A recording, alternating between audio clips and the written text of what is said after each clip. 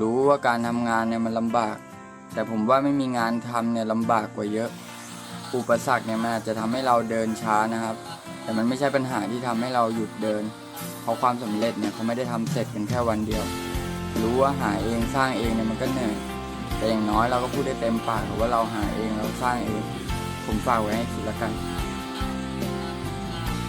หวานเจี๊ยบ